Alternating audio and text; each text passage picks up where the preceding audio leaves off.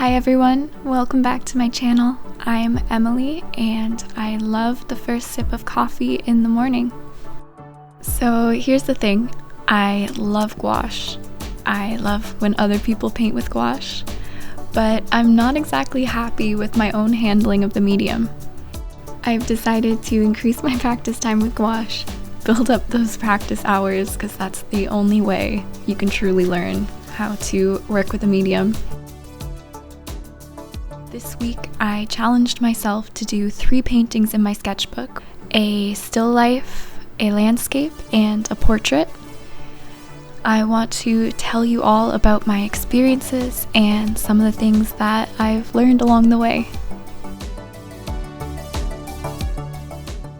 So starting off, you can see I'm painting a very simple still life of some lemon slices.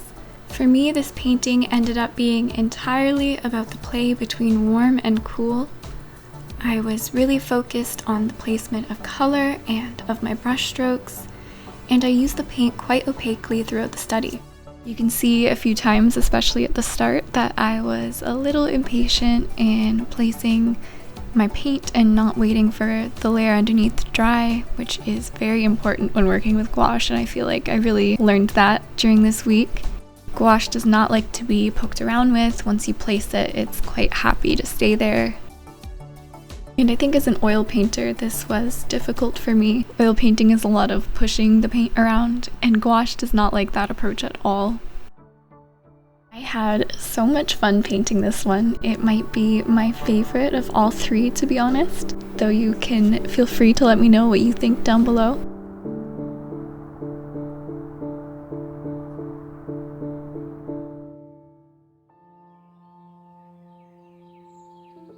I think one of the biggest challenges I ran into this week while working with gouache was the value shift that occurs when the gouache dries, because sometimes it dries darker and sometimes it dries lighter in value, and when you're prioritizing your values in your work, it can make things quite difficult.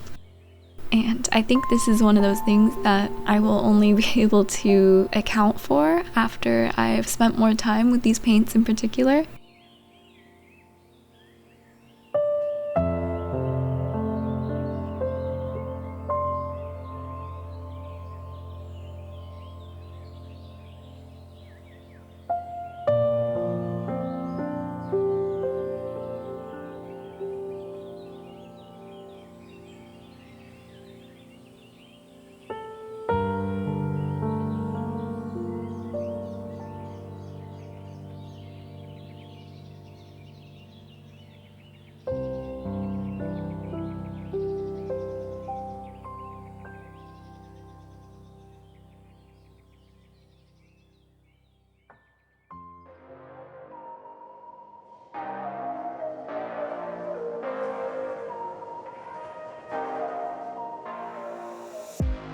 Okay, on to the second painted sketch.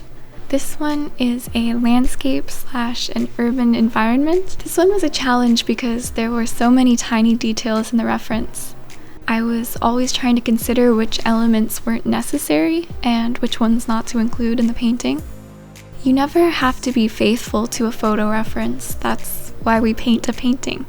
We can make all of our own decisions for what will in the end make the best painting. And best here is in quotations. Even though I was actively considering these things, I still believe I included too much visual information. Something I would do different next time is to apply some sort of wash of color ahead of time to block in the larger areas of color in a softer manner. This way, it wouldn't have felt so much like a paint by numbers puzzle where I'm trying to fill in all of the white spaces. I honestly can't tell you why I didn't do it that way in the first place. All that being said, I think it ended up being a cute little painting. And I think it was good for me to experiment with different ways of using gouache. This way felt a lot like placing shapes, and I think it gave a really nice illustrative effect.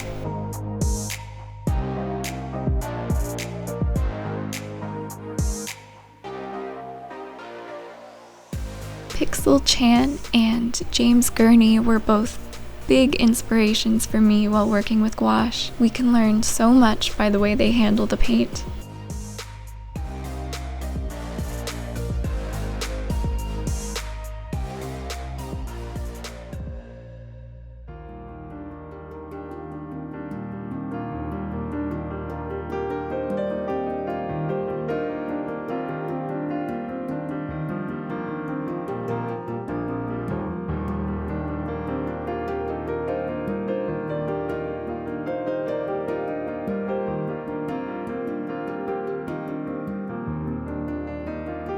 Okay, it's time for the third and final painting. This one is a portrait, which is my favorite thing to paint. I've tried painting portraits in gouache where I've started the painting with fairly opaque paint, and I just don't think it really works for me. I like to start a portrait soft and loose and then figure out where I need to be opaque and where I need to do more rendering.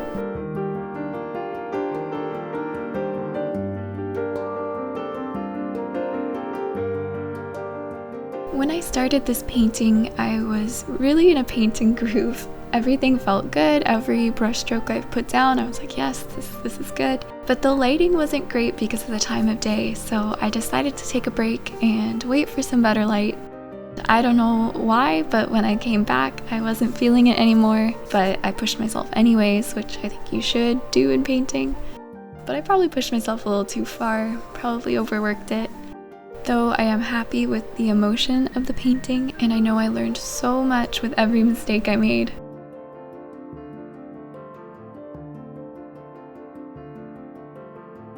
There is a lot of potential with gouache, and I'm definitely gonna keep working on it, especially for still lifes. I loved using gouache for a still life. I think it lends itself so well for it. I think I can combine all of the things I've learned while working on these 3 sketches to maybe find my preferred way of working with gouache. Maybe the ultimate way of working with gouache for me. That might mean starting a bit looser and then focusing on opacity as the painting progresses. I think definitely I need to remember to focus on the larger shapes first and then almost subdivide them with the information that is needed and not to get carried away with all the fussy stuff.